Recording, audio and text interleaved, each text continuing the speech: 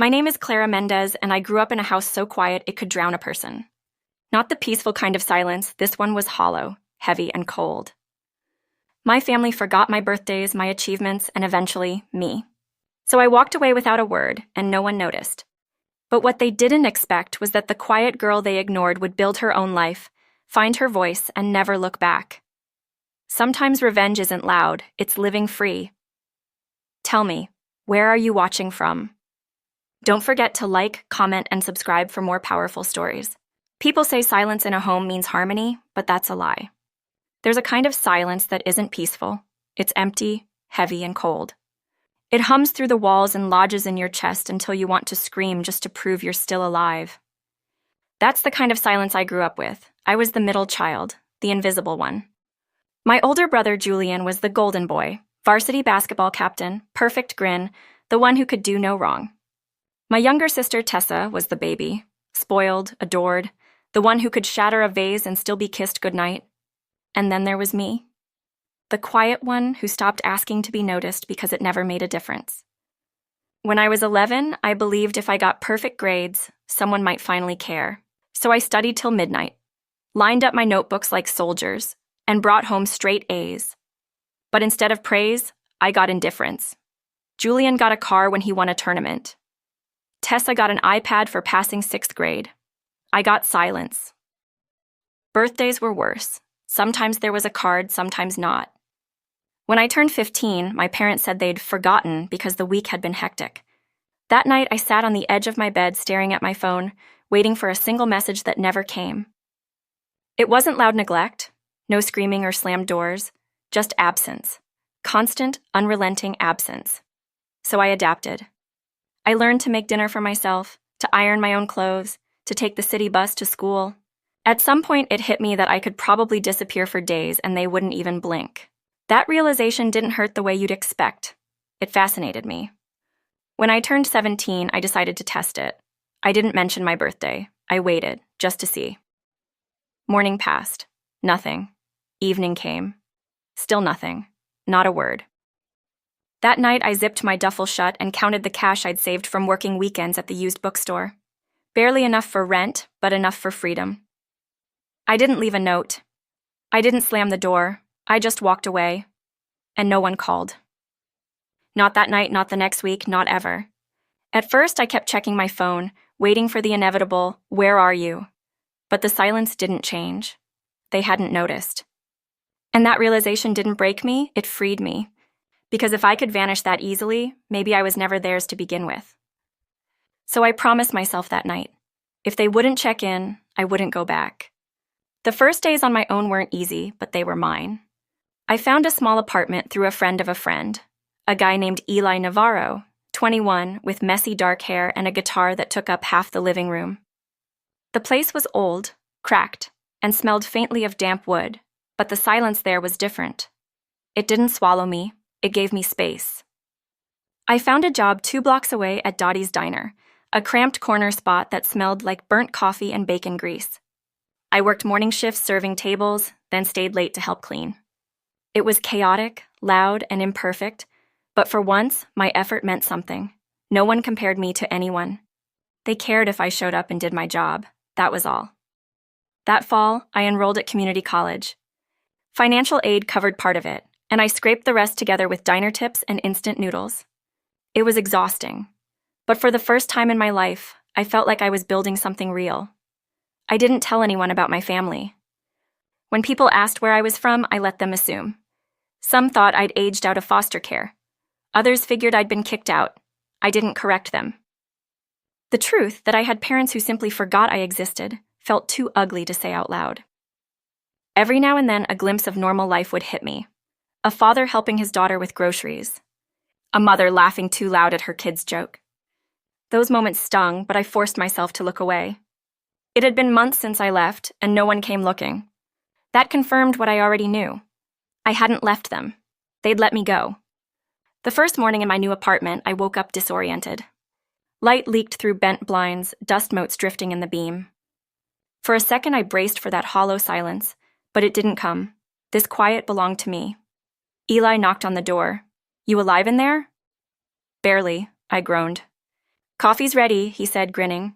Ignore the chipped mug, we're not fancy here. We weren't.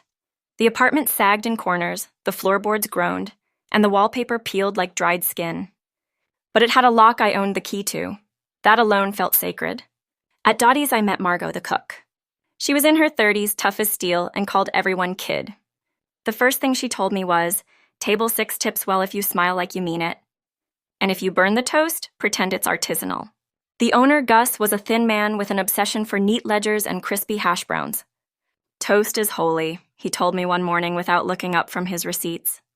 Respect the toast and you'll go far. I laughed, but part of me took it to heart. I learned to pour coffee without spilling, to remember regulars' names, to survive the lunch rush without crying. My hands smelled like fryer oil and dish soap for weeks, but I didn't care. It was mine, my effort, my reward. At night, I'd crash on my futon while Eli played soft guitar through the thin wall. We didn't talk much, but we shared small kindnesses. A note on the fridge that said, "Ate your fries, owe you extra," or a clean mug waiting by the sink. No one apologized for taking up space. We just coexisted. By October, I'd settled into a rhythm: school, work, sleep, repeat. I was exhausted, but I'd never felt stronger. Then I met Nina, a classmate in my coding course. She ran the campus podcast and had a voice like late-night radio. She asked if I knew anything about sound editing. I said a little. An hour later, we had her set up working. She grinned at me like I'd pulled off magic. "You're my hero," she said. "Clara," I introduced myself. The word hero felt strange on my tongue. Then there was Devin, the quiet guy from Computer Lab B who could fix anything with duct tape and caffeine. He said something once that stuck with me. Everything looks permanent until you peek behind the panel. Then you see it's all just tape and hope. He meant computers, but it felt like life advice. One night, Margot handed me an extra slice of pie after closing. "Dinner of champions," she said. "Fruit and sugar, 2 food groups." I laughed, carried it home, and found a note from Eli stuck to the cupboard. "You're doing great. Keep going." I stared at it until tears blurred my vision. 3 words, written in cheap ink, but they landed deeper than any "I love you" I'd ever gotten. Sometimes that's all you need, a reminder you exist. Still, memories had sharp edges. Seeing parents hug their kids at bus stops or share ice cream made me flinch. I didn't want to resent them. I wanted to learn how to be soft again, even without having been held that way. So I built my own version of love: quiet, steady, earned. By winter, the city had grown cold. The heater coughed all night, and we stuffed towels under the window to block the draft.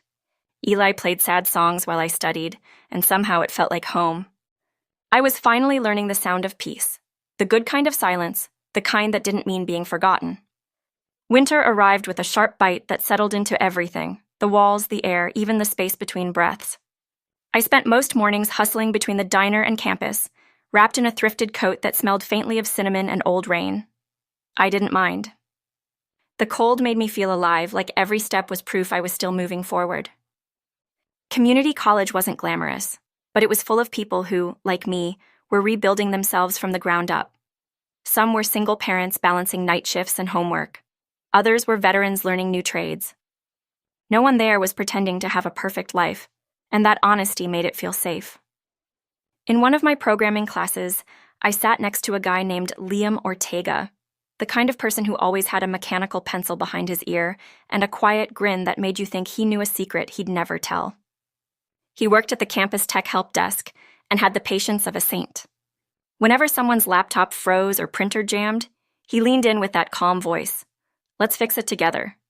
Sometimes I caught myself watching him longer than I should have, wondering what kind of family raised someone so kind. Then I'd stop myself. I'd already learned not to idealize what I didn't have. By January, my schedule was a blur of diner shifts, coding assignments, and caffeine.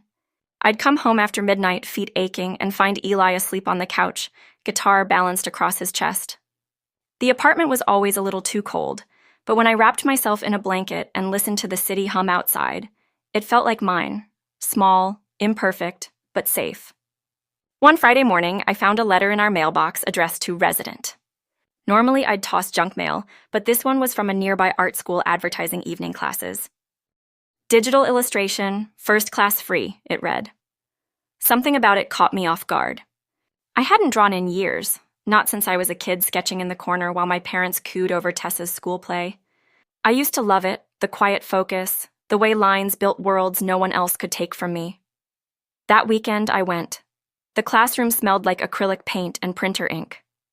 The instructor, a middle-aged woman named Adele, encouraged everyone to start with self-portraits. I almost laughed at the irony. How could I draw myself when I was still figuring out who that even was? But I tried. The result wasn't pretty. It was rough, unbalanced, but honest. For the first time in years, I saw something that looked like me, not invisible, not a background character, but someone real, imperfect, alive. When I got home, I taped the sketch above my desk. My fingers were smudged with graphite, my chest strangely light. It wasn't revenge, not yet, but it was the first spark of reclaiming something they'd buried. Weeks slipped by. School, work, draw, sleep, repeat. My grades stayed strong, my savings slowly grew, and that heavy silence I once feared became my rhythm. Then one evening in early March, everything shifted. I was closing up the diner, wiping the counter when my phone buzzed. The screen lit up with a name I hadn't seen in nearly 2 years. Dad Mobile. For a second, my brain didn't register it. My stomach clenched so hard it felt like falling. I didn't answer. I just stared until it stopped ringing. Then came a voicemail. Hey, Clara, it's Dad. We were wondering how you've been. Haven't heard from you in a while? Your mom's been asking. Give us a call, okay? That was it. Flat. Rehearsed.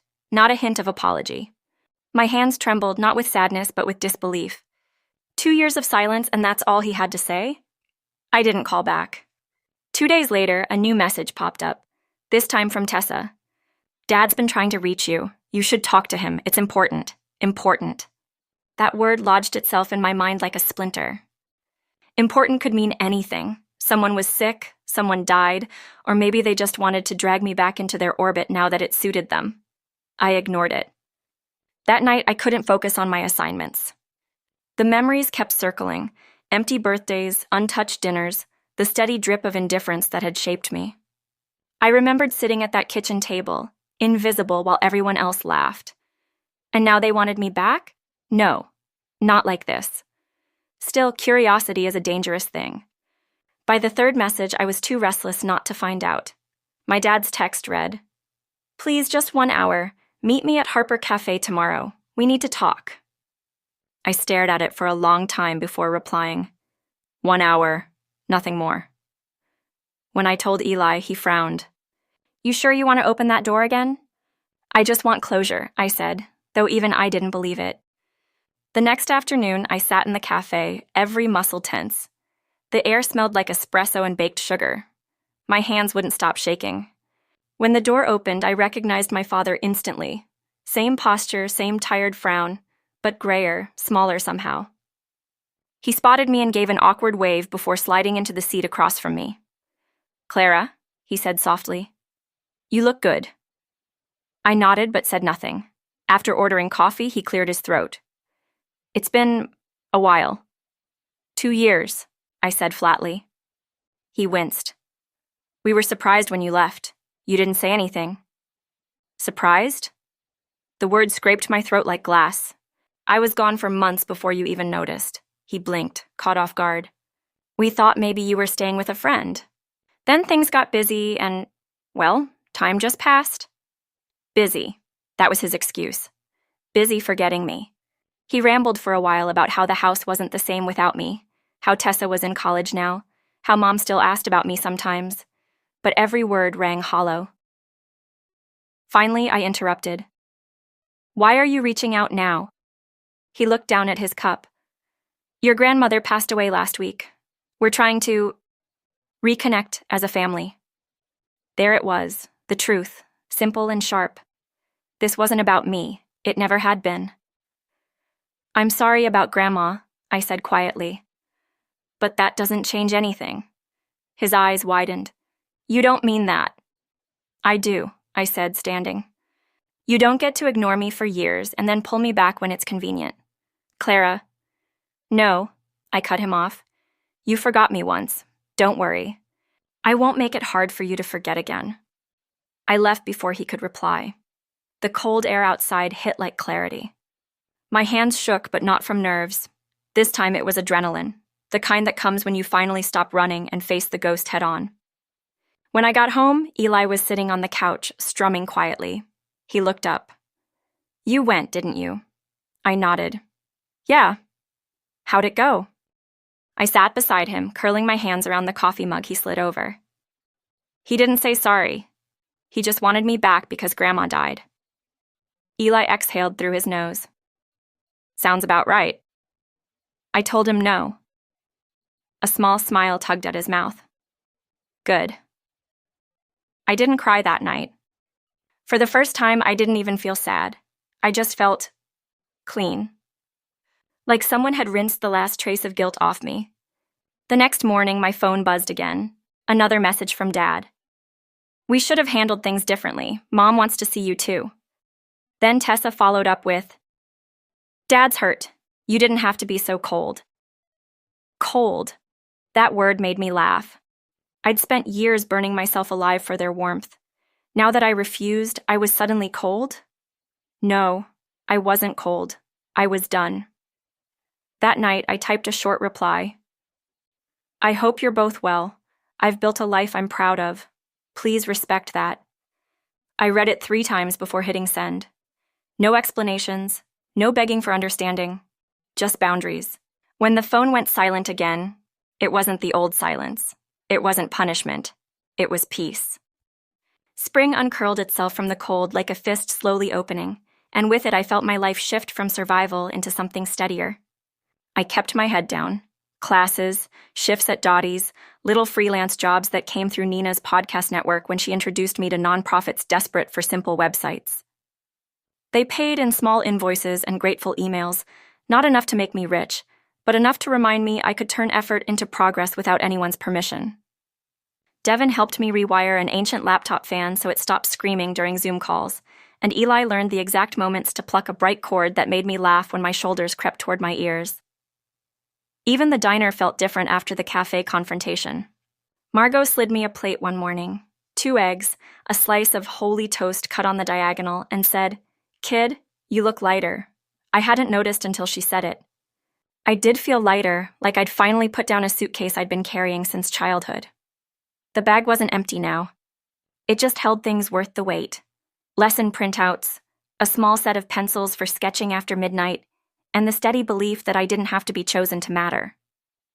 Liam started walking me home after his shifts at the tech desk, the 2 of us tucked into the same side of the sidewalk to avoid puddles that never fully dried. He wore that battered watch I'd noticed the first week of class, its face scuffed and honest, and asked questions like he was trying to understand the blueprint of the world.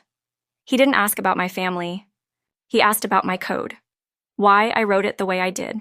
What problem I was trying to solve beneath the problem everyone else could see. It was the kind of attention that didn't feel like a spotlight. It felt like sunlight, quiet, warming, patient. On the night the streetlights hummed louder than usual and the wind pushed wrappers down the curb like little boats, he paused at our building's stoop and said, "You know, you don't have to prove anything to be worth being here." My throat went tight. "I know," I said, and realized I finally did. 2 weeks later, Tessa messaged again. No preamble, no how are you.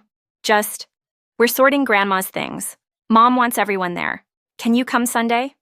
The old reflex rose, a reflex to smooth things, to show up, to earn a place by being useful. But there was a difference between being useful and being used. I wrote back, "No, please respect my boundary." She replied with a sad face, then nothing. The quiet that followed was not the quiet of a slammed door. It was the quiet of a library where everyone has agreed not to shout. I poured that steadiness into work. Nina invited me onto the podcast, anonymous, voice altered, to talk about building a life after disappearing from a home where I'd never been seen. We called the episode Negative Space, how artists draw the absence to reveal the shape. I didn't name names, didn't air anyone's sins. I just talked about silence and the difference between the kind that starves you and the kind that lets you breathe. The episode traveled farther than we expected. My inbox filled with notes from strangers who said they recognized themselves in the hollow rooms I described. You helped me put a name to it. I thought I was the only one. I'm not going back either. I read every message and cried over some. Not from grief, but from the shock of belonging to a crowd I couldn't see. The revenge I'd wanted as a kid looked like applause from a living room that never clapped. The revenge I wanted now looked like 100 people lifting their own keys and unlocking their own doors. By summer, the community college posted scholarship results. I'd applied late at night, half convinced I had no shot. When I saw my name on the list, Clara Mendez Transfer Support Award, I sat down on the curb outside the administration building and let the sun heat my back through my shirt. I called Eli first. He whooped so loud the guitar fell off the couch and hit the floor with a sighing chord. I texted Liam a photo of the email, and he sent back a picture of his watch with the caption, "Right on time." Margot pretended to complain that I'd be leaving her to train some new kid who would ruin the sanctity of toast, then hugged me so hard I felt the tension in her shoulders drop into mine for a second and settle as pride. The last week of July, I worked a double at Dottie's, the kind of day when the air conditioner gave up and everybody wanted iced tea. Late afternoon light burned across the counter when the door chimed and my father stepped inside. I knew it without looking directly at him. There's a gravity some people carry, a tilt of the room your body memorizes even if your mind refuses. He scanned the booths, found me, hesitated, and sat at the far end of the counter like he might be just another customer. My heart did its old rabbit thing. My hands didn't shake. I picked up my pad and pen and walked over. "What can I get you?" I asked, voice even. He searched my face like the map had changed. "Coffee," he said. "And if you have a minute, coffee," I repeated and poured. I left the cup and walked away to refill Table 2's water. The rules of the diner were simple. Keep the coffee hot, keep the plates moving, keep conversations short. When I circled back, he tried again. "Your mother regrets—" "I'm working," I said softly. "This is not the place." He swallowed. "When can we talk?" "We had our hour," I said. It wasn't cruel. It was accurate. He nodded like he'd expected no less. He paid in cash, left 2 bills under the saucer, and stood there a second longer than necessary, as if waiting for me to offer him something he couldn't ask for directly. I didn't. He left. The bell chimed. The room settled back to its regular heartbeat. I slid the saucer toward the register and found beneath the tip a little folded square of paper, my name, his handwriting. I stared at it a moment and then put it in my apron pocket. I didn't open it on shift. I didn't open it that night. 2 days later, I threw it away unopened. Somewhere in a pile of coffee rings and shredded receipts, the paper softened and let go. August came with the hum of box fans in every window and the sound of suitcases rolling across sidewalks toward dorms. I transferred to the 4-year university an hour away, but commuted to save money. I picked up a part-time job at its library, resetting passwords and talking frantic first years through the ritual of coaxing printers into cooperation. The building smelled like dust and possibility. In that quiet, I learned the joy of being useful without being erased. Older students asked for me by name at the help desk. The calm one, the one who doesn't make you feel dumb. I could feel some younger version of me sit a little straighter at that. On a Tuesday evening, Liam and I sat on the library steps eating cheap noodles from paper cups, while the sky turned the soft blue that lives between day and night. He watched a cyclist glide past, then said, "You ever think about telling your story with your name on it?" I twirled noodles. "Sometimes." "What stops you?" "I like that it belongs to me," I said. "Once you hand it over, people start rearranging your furniture." He laughed. "Fair." He bumped his shoulder into mine. "Whatever you do, I'm in your corner." There it was again, sunlight, not spotlight. In late September, Tessa tried one more time. "Mom's selling the house," she wrote. "She says it doesn't feel right without you." I stared at the text a long minute, noticing the trick of the sentence, how it bent grief into a hook. I typed slowly. "I hope she finds peace." I already did. I blocked the thread. Not as a punishment, but as a fence I finally had the right to build. Work turned into better work. One nonprofit recommended me to another, and soon I had a small roster of clients who paid on time and sent me pictures of the programs those sites supported: a pantry with full shelves, a classroom with new lights. Devin and I met in a coffee shop to sketch a cleaner architecture for my projects. He slid me a scribbled napkin diagram that I still keep pinned above my desk. Nina's podcast did a follow-up episode, a check-in on listeners who'd taken risks since the first one aired. I listened at my kitchen table while Eli cooked beans and rice and pretended not to tear up when a stranger said, "I didn't need them to apologize after all. I just needed to start." Revenge, it turned out, wasn't the storm I'd once imagined breaking over a house that never celebrated my birthday. It was a forecast of clear skies that I wrote myself. On the night the first rain of autumn came in earnest, I stood at the window of our apartment and watched drops stitch the streetlights into long silver threads. Eli tuned his guitar to the weather, and Liam texted that he'd be over after closing the lab. I thought about the two kinds of silence that had shaped me. The old silence had taught me to make myself small and uncomplaining, to hold my breath so long I forgot how to fill my lungs. The new silence was an agreement with myself. I would not ask again for what I already deserved.